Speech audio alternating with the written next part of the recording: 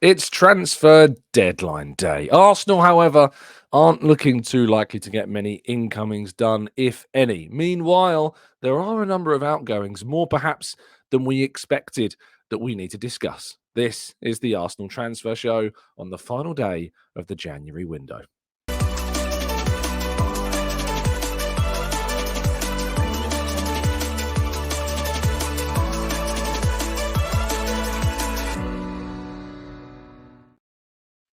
Hello and welcome to the Arsenal Transfer Show on the Gooner Talk, joining you every morning at 8 a.m. UK time. I hope you're doing good. Hope you're doing well. Apologies, this is not a live episode on deadline day. I'm sitting here currently a very silly hour in the morning of deadline day, recording this show for you to go out at 8 o'clock because I'm working. Unsurprisingly, the football journalist working on deadline day. I know how bad, but yes, I'm recording this very early in the morning so that you do have some content at 8 a.m., despite the fact that I am indeed otherwise engaged. So apologies that there's no live chat box for me to interact with. There is a live chat box that some of the people that are tuning in at 8 are chatting in right now. So good morning to all of you guys and girls. But this isn't going to be one I'm going to be able to engage with you. However, we will be able to engage a little bit later on tonight. I finish at 6, and so therefore at 6 o'clock UK time, we'll be doing a phone-in show based around deadline day, our thoughts about the window, what this transfer window means for the rest of the season, our disappointments, our understanding of what has happened, and I'm going to give you some of my thoughts and context around that very shortly. We actually did a phone-in show last night, which if you haven't checked out, please make sure you go and do that. I was joined by some fantastic callers throughout the show, speaking specifically kind of about whether or not we think Arteta should get a new contract, what that next contract means. And it was a really insightful and honest show about the Arsenal manager. So if you've not yet given that a listen, it is the latest upload on the channel before this one. Let's crack on, though, with today's stories. We start with Marquinhos, who could be leaving before the deadline closes in Brazil. Marquinhos, of course, is currently with the Brazilian under 23s playing a pre-Olympic tournament. And there are suggestions that Corinthians, according to Simon Collins of the Evening Standard, could indeed be off to there to join on loan. However, what I would say is what we've got with the Brazilian market is that the actual window is open a lot longer. So it's open from January 11th all the way through until March 7th because of the way in which the calendar in Brazil works for their season. This is basically what would we have the summer window. The summer window in Brazil is, of course, our winter window. So he could leave today. However, I expect that it's more likely for him to leave anytime between now and March 7th because of that extended period that the window in Brazil is open for. So I reported earlier in the window when he returned from his loan at Nantes that any option was open, and that we could have seen a loan, we could have seen a sale, he could have been reintegrated into the youth team. But it seems at the moment that he might be leaving on loan to Corinthians if indeed Simon's reports are accurate, and I have no reason to believe that they're not because he's very well connected, as are the reports that he is also left in the Evening Standard regarding Bradley Ibrahim, Arsenal youth under-21s midfielder, is off to Hertha Berlin, potentially on a permanent contract. The player has, of course, played with Arsenal for quite some time, coming through the Arsenal Youth Academy, but is sadly not getting the senior opportunities that he may want at this stage, and therefore he is looking for a potential move away from the club. And at 19 years of age, you can understand that. He joined Arsenal from the QPR Academy in 2019, has progressed through to the Arsenal 18s before then playing for the Arsenal 21s.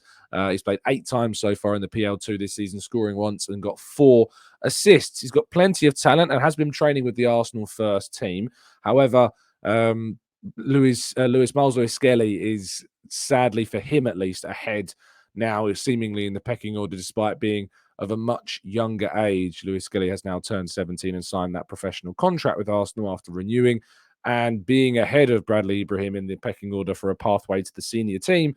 It makes sense that Ibrahim would want to make that switch to a club where he can get more regular game time. It is expected to be a permanent move, and so therefore Arsenal will be expected to get hopefully a transfer fee for Bradley Ibrahim. However, his contract, I'm not sure about the date of when it was set to expire, but I wouldn't expect a massive fee, to be honest, associated with with this deal. But Arsenal getting some money in for their youth players. Bradley Ibrahim sadly never left the club on loan, so we're only going off of what he's done in the Arsenal Youth Academy. That said, we have seen a number of youth players from the likes of Liverpool and Man City and Chelsea move for a fair amount of money. So let's see if Arsenal are able to get any good amount of money for Bradley Ibrahim.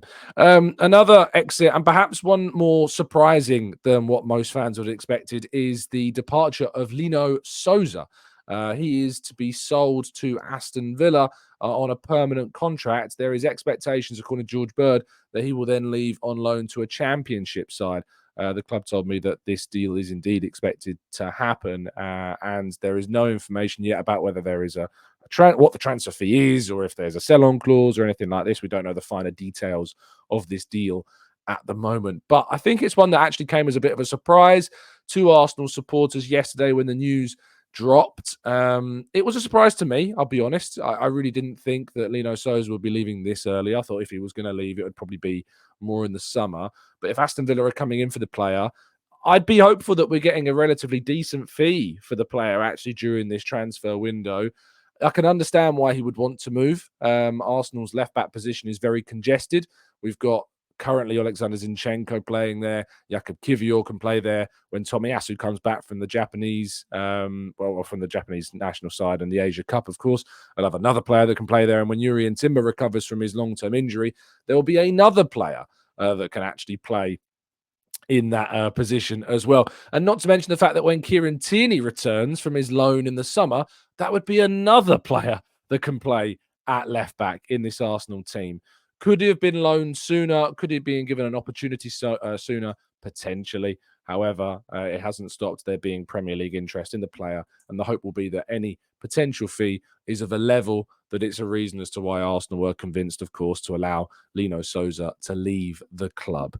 That's not it in terms of youth exits, though. Charles Sago Jr., you may remember him, of course, for making his debut against Brentford in the League Cup earlier on this season. He is expected, according to Fabrizio Romano, to leave the club on loan for the rest of the season to Swansea. Of course, he'll be joining up with Charlie Patino. I'm not sure how much the pair have played with one another. Charlie Patino spent all of this season and all of last season on loan. Sago Jr. playing in the under-18s, I think, at the time that Patino would have gone off, before he would have gone off to that Blackpool loan initially. So I'm not sure how much these two would have played together before, but there is that Arsenal connection. They'll certainly know each other. But hopefully this is the type of move that can, I suppose, give encouragement to Arsenal fans that we're doing more to get these kids out on loan, get them playing more regular football.